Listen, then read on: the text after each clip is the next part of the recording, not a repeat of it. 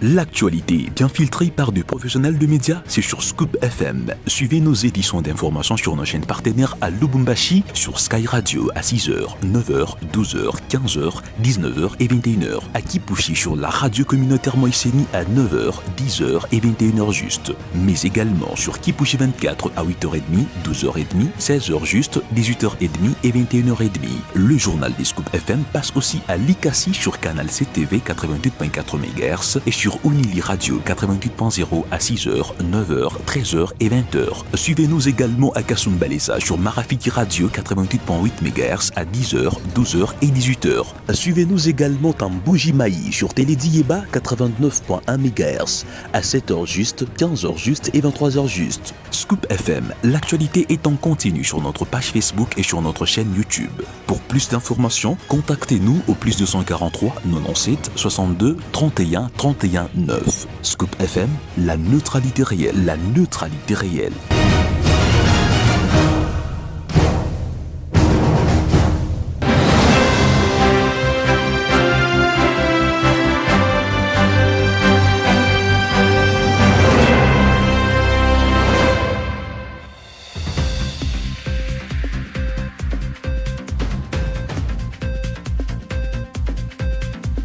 Bienvenue mesdames et messieurs à cette nouvelle session d'information présentée par Nkez Umba sous la supervision de Christian Mouchouampa. De ce qui est des principaux titres, les travailleurs de la compagnie minière du développement en grève devant l'Assemblée provinciale pour exiger l'application du SMIG et la révalorisation salariale. Dans le Grand Katanga, afin des spéculations sur les relations entre les gouverneurs, Dani Bonza-Maloba affirme que l'attente est totale entre Martin Kazembe Choula et Christian Kitou. Le développement de ces titres, c'est tout de suite.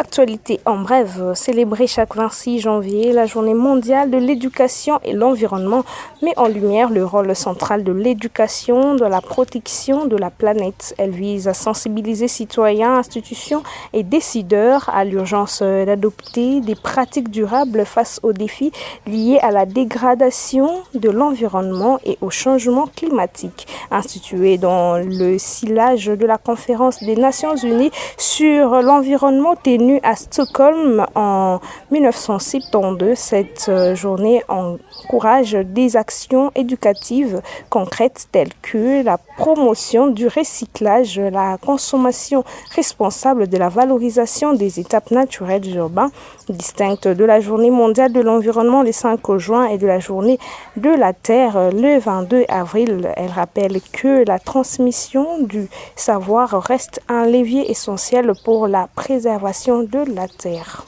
Restons dans le même chapitre, l'humanité entière célèbre chaque 26 janvier la journée mondiale de l'éducation à l'environnement, une journée qui vise à sensibiliser les citoyens, les gouvernants, les institutions à l'importance de la préservation de la terre par des pratiques durables et une éducation pédagogique sur la conservation de la terre. Et la rédaction Scoop FM a joint au téléphone Demester Maloba, un environnementaliste, sur cette question en revenant sur le rôle de l'éducation environnementale dans le système éducatif congolais.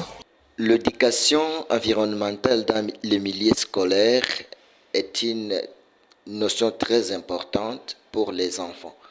Parce que vous vous rappelez, lors du lancement du projet 1 milliard d'arbres à l'horizon 2023, un projet qui avait été lancé par la présidence de la RDC, ce projet visait à reboiser ou à planter des arbres dans les milieux scolaires. Et ce sont des enfants ou les écoliers qui sont associés à ces projets. Ça veut dire que lorsqu'un enfant grandit avec la notion de la protection de l'environnement, ça permet à cet enfant de très bien gérer son environnement. Aujourd'hui, nous avons des problèmes dans notre façon de fonctionner. beaucoup de gens n'ont pas eu au départ l'éducation environnementale. Alors s'il faut déjà commencer dès les bas âges, les enfants de l'école maternelle, les enfants de l'école primaire, jusqu'au niveau de secondaire, ça permet à ces écoliers, à ces enfants de très bien s'adapter lorsqu'ils seront grands pour voir comment protéger notre environnement. Parce que là, ils ont enseigné sur la plantation d'arbres, comment assainir leur milieu, comment protéger leur environnement. Et quand ils grandissent, ils ont cette matière en eux. Comme annoncé au sommaire, la tension sociale est montée d'un crâne ce lundi dans le Haut-Katanga où les travailleurs de la compagnie minière de développement CEDEM ont observé un arrêt de travail total. Réunis devant l'Assemblée provinciale, ils réclament l'application effective, j'y arrive, du salaire minimum interprofessionnel garanti et la revalorisation de leur salaire qu'ils jugent insuffisant face à la cherté de la vie. Pacifique mais déterminé, la mobilisation a conduit les autorités provinciales à recevoir cette déléguée des grévistes pour des échanges au sein de l'hémicycle. Aucune décision officielle n'a encore été annoncée tandis que les travailleurs restent dans l'attente d'issues concrètes à leurs revendications. Allant au nord Kivu, le territoire de Lubero au nord Kivu a de nouveau été le théâtre d'atrocités ce week-end malgré les opérations conjointes des FARDC et de l'UDF. J'y arrive, des civils ont été massacrés et des habitations incendiées à Musengue dans la chefferie de Baswaga. Ces attaques attribuées aux rebelles ADF mettent en lumière les failles persistantes au dispositif sécuritaire et la vulnérabilité dramatique des populations locales face à des violences récurrentes. Céline Kassongo pour les détails. La situation sécuritaire dans les territoires des libéraux au nord Kivu demeure extrêmement préoccupante. Dans la nuit du samedi 25 au dimanche 26 janvier 2026, le village de Musengue dans la chefferie des Bakwanga a été le théâtre d'une attaque d'une brutalité inouïe. Des civils ont été massacrés et plusieurs habitations incendiées, plongeant les survivants dans la peur et le désarroi. Ces drames surviennent malgré les opérations conjointes menées par les forces armées de la République démocratique du Congo, le FARDC et l'armée ougandaise, l'IPDF. Ces opérations censées sécuriser la zone et neutraliser les groupes armés n'ont pas empêché les assaillants de frapper au cœur de la communauté locale, soulevant des sérieuses interrogations sur leur efficacité. Les témoignages décrivent une nuit d'horreur, de familles décimées, de survivants contraints de fuir dans la brousse, de maisons réduites en cendres. Les victimes, pour la plupart des civils sans défense, rappellent une fois de plus que ce sont les populations locales qui payent le prix le plus lourd de ces conflits interminables. La tragédie de Musengue illustre la complexité de la crise sécuritaire dans l'Est de la République démocratique du Congo. Elle rappelle l'urgence d'une réponse globale alliant sécurité, justice et aide humanitaire afin de briser la spirale de la violence et redonner espoir aux communautés maîtrisées. Les territoires de libéraux, endeuillés, attendent désormais des actes forts et une solidarité nationale et internationale pour tourner la page de ces cauchemars. Le sénateur et ancien ambassadeur itinérant des chefs de l'État, Dani Bonza Maloba, a tenu à dissiper toute polémique sur les relations entre les gouverneurs du Haut-Katanga et du Tanganyika. Lors d'un meeting populaire à Likasi, il a affirmé que Martin Kazimbe Choula et Christian Kitungwa Muteba entretiennent des rapports sereins et harmonieux, mettant ainsi fin aux rumeurs de tension au sein de l'espace Grand Katanga.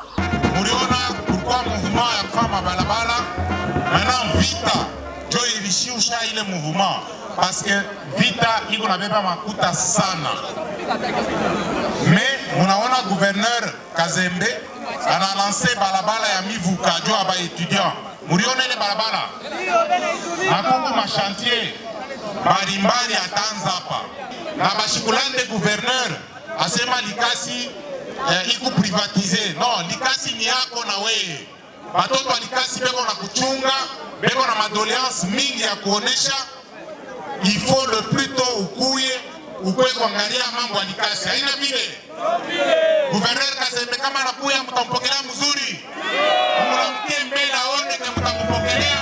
Watoto wa Likasi wako na kuchunga gouverneur. Leta dati yako atakupokea mzuri. Ale marezo sosio beko na landa sema kuku problem entre gouverneur Kazembe na Christian Kitungwa. Mugu na landa. Bale ni ba jeune, ba étoile. Ce lundi 26 janvier, la circulation à Kinshasa a été fortement perturbée à la suite de l'application du mouvement Zéro Bouchon lancé par le gouverneur Daniel Bumba, entraînant une réduction des activités de transport en commun et des difficultés des déplacements pour les usagers. Gloria Zainabo vous en dit plus depuis Kinshasa. Ce lundi 26 janvier, plusieurs axes de la ville de Kinshasa ont connu une situation inhabituelle de circulation. Selon nos observations, de nombreux chauffeurs de transport en commun ont réduit ou suspendu leurs activités en réaction aux mesures liées au mouvement dit Zéro Bouchon, initié par le gouverneur Daniel Bumba. Cette situation a entraîné d'un côté une diminution des embouteillages sur certaines artères principales, mais de l'autre côté, des difficultés de déplacement pour les usagers contraints de marcher de longue distance ou de payer des tarifs plus élevés. Plusieurs chauffeurs interrogés évoquent un manque de concertation et des contraintes jugées difficiles à appliquer dans les conditions actuelles. De leur côté, certains habitants saluent l'effort visant à fluidifier la circulation tout en appelant à un dialogue entre les autorités et les acteurs du transport. La population attend désormais des clarifications officielles afin d'éviter que ces mesures n'impactent durablement la mobilité urbaine. Finissons cette session d'information en sport. Le FC Saint-Éloi Lupopo de Lubumbashi a joué son match hier, comptant pour le compte de la 3e journée de la Ligue des champions de la CAF. Le team bleu et blanc s'est imposé en toute fin de match par la petite de marque 1-0. Vincent Moufit pour le commentaire. L'FC Saint-Éloi Lupopo a enregistré sa toute première victoire en face des groupes de la Ligue des champions de la CAF et face au Mouloudia Club d'Alger. C'est dimanche 25 janvier 2026 au stade Tepi Mazembe de Kamalondo. Ce match est compté pour la 3e journée du groupe C. Dès le coup d'envoi, Lupopo a tenté de marquer, mais sans succès. Le dénouement est venu en fin de rencontre après un double changement à la 85e minute. Une minute plus tard, grosse faute de Mohamed Zougrana sur Agé Bassiala dans l'axe près du rond central. Et carton jaune pour le joueur de Mouloudia.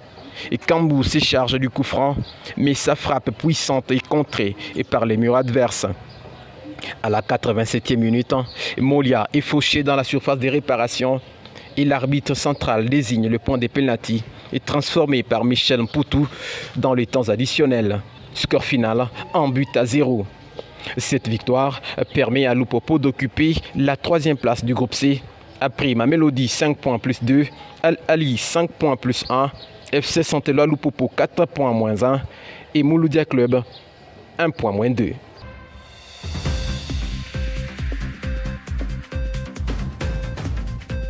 C'est la fin de cette édition, mesdames et messieurs. Merci de nous avoir suivis. Restez connectés pour plus d'actualités. D'ici là, portez-vous bien et à la prochaine. L'actualité bien filtrée par des professionnels de médias, c'est sur Scoop FM. Suivez nos éditions d'information sur nos chaînes partenaires à Lubumbashi, sur Sky Radio à 6h, 9h, 12h, 15h, 19h et 21h. À Kipushi sur la radio communautaire Moïseni à 9h, 10h et 21h juste. Mais également sur Kipushi 24 à 8h30, 12h30, 16h juste, 18h30 et 21h30.